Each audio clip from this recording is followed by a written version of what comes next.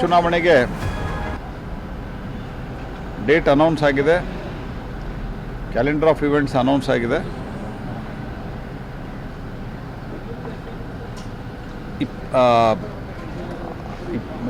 ಎಲ್ಲ ಕೊನೆ ಇದು ಜೂನ್ 1ನೇ ತಾರೀಕಿದೆ 7 ಹಂತದಲ್ಲಿ,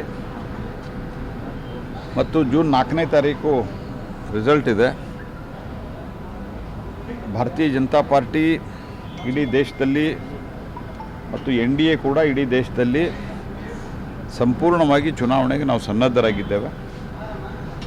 ಚುನಾವಣಾ ಆಯೋಗ ಎಲ್ಲ ಆಸ್ಪೆಕ್ಟ್ಗಳನ್ನು ಗಮನಿಸಿ, ಎಲ್ಲ ವಿಷಯಗಳನ್ನು ಗಮನಿಸಿ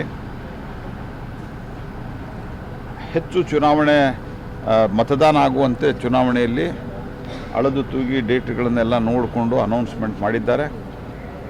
ಮತ್ತು ಈ ಚುನಾವಣೆಯಲ್ಲಿ ನಮ್ಮ ತಯಾರಿ ಮೊದಲೇ ಶುರುವಾಗಿರೋದ್ರಿಂದ, ಭಾಳಷ್ಟು ಮೊದಲೇ ನಾವು ಹೆಜ್ಜೆ ಇಟ್ಟಿರುವುದರಿಂದ, ಮುಂದಕ್ಕೆ ಹೋಗಿರೋದ್ರಿಂದ ನಮ್ಮ ಪೂರ್ವ ತಯಾರಿ ಅತ್ಯುತ್ತಮವಾಗಿದೆ, ನಮ್ಮ ನೇತೃತ್ವ ಅತ್ಯುತ್ತಮವಾಗಿದೆ, ಮತ್ತು ನಮ್ಮ 10 ವರ್ಷದ ನಮ್ಮ ಸರ್ಕಾರದ ನಿಯತ್ತು ಕೂಡ ಅಷ್ಟೇ ಅತ್ಯುತ್ತಮವಾಗಿದ್ದರ ಪರಿಣಾಮ ನಾವು ಈ ಚುನಾವಣೆಯಲ್ಲಿ ಭಾರತೀಯ ಜನತಾ ಪಾರ್ಟಿ ಅಲೋನ್ 370 ಕನಿಷ್ಠ ಪಕ್ಷ 370ಕ್ಕೂ ಸೀಟುಗಳನ್ನು ನಾವು ಗೆಲ್ತೇವೆ.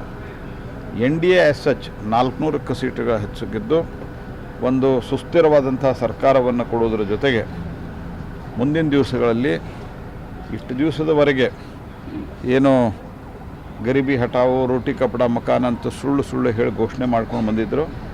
ಆದರೆ ಕಳೆದ 10 ವರ್ಷದಲ್ಲಿ ಮೋದಿಯವರ ಅವಧಿಯಲ್ಲಿ ಏನೊಂದು ಬದಲಾವಣೆ ಬಂದಿದೆ, ಆ ಬದಲಾವಣೆಯನ್ನು ಇನ್ನೂ ವೇಗವಾಗಿ ಮಾಡ್ತಾ ದೇಶದಲ್ಲಿರುವಂಥ ಈ ಬಡತನ ಇತ್ಯಾದಿ ಸಮಸ್ಯೆಗಳನ್ನು ನಿರ್ಮೂಲನೆ ಮಾಡಲಿಕ್ಕೆ ಈಗಾಗಲೇ ಬದ್ಧ ಕೆಲಸವನ್ನು ಮಾಡ್ತಾಯಿದ್ದೇವೆ.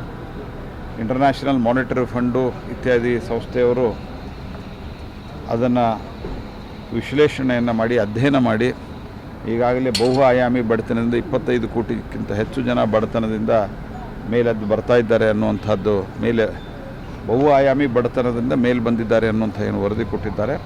ಇದನ್ನು ಇನ್ನೂ ವೇಗವಾಗಿ ಮಾಡ್ತಾ ಕನಿಷ್ಠ ಪಕ್ಷ ಬರುವಂಥ ದಿವಸದಲ್ಲಿ ಈ ಕಡು ಬಡತನದಲ್ಲಿರುವಂಥವ್ರನ್ನ ಒಂದು 65-70% ಜನನ ಬರುವ 5 ವರ್ಷದಲ್ಲಿ ಮೇಲೆತ್ತಕ್ಕಂಥ ಒಂದು ಯೋಚನೆಯು ಭಾರತೀಯ ಜನತಾ ಪಾರ್ಟಿಯ ಒಂದು ಸಿದ್ಧತೆಯಲ್ಲಿ ಇದೆ. ಹಾಗಾಗಿ ದೇಶದ ಜನ ಈ ಪರ್ಫಾರ್ಮೆನ್ಸ್ ನೋಡಿ, ಮತ್ತು ಮೋದಿಯವರು ಬರೋಕ್ಕಿಂತ 10 ವರ್ಷ ಮೊದಲು ದೇಶದಲ್ಲಿ ದಿವಸ ಹಗರಣ, ಕರಪ್ಷನ್ನು ಇದರದೇ ಸುದ್ದಿ ಇದ್ದರೆ, ಈಗ ಯಾವುದೇ ರೀತಿಯಾದಂಥ ಕರಪ್ಷನ್ನಿನ ಆರೋಪ ಕೂಡ ಮಾಡಲಿಕ್ಕೆ ಸಾಧ್ಯ ಇರಲಾರದಂಥ ರೀತಿಯಲ್ಲಿ ಸರ್ಕಾರವನ್ನು ನಡೆಸಿದ್ದೇವೆ ಮೋದಿಯವರ ನೇತೃತ್ವದಲ್ಲಿ. ಹಾಗಾಗಿ ಮೋದಿಯವರ ನೇತೃತ್ವದಲ್ಲಿ ಸಂಪೂರ್ಣ ವಿಶ್ವಾಸದ ಜನರದು ಇರೋದರಿಂದ ನಾವು ಬಹುದೊಡ್ಡ ಪ್ರಮಾಣದಲ್ಲಿ ಗೆಲ್ತೇವೆ.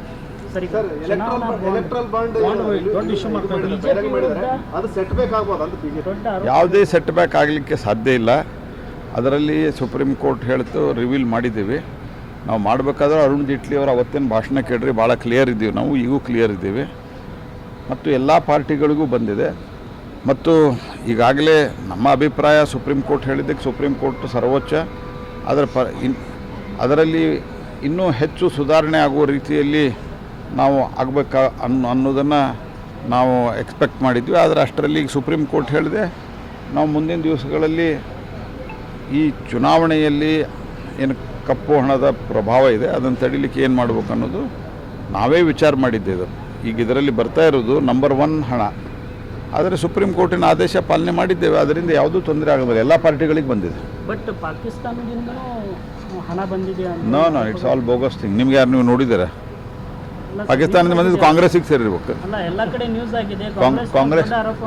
ಕಾಂಗ್ರೆಸ್ಗೆ ಬಂದಿರ್ಬೇಕು ಅಥವಾ ತೃಣಮೂಲಕ್ಕೆ ಬಂದಿರ್ಬೇಕು. ಚೆಕ್ ಮಾಡೋಣ ಅಂತಂದ್ರೆ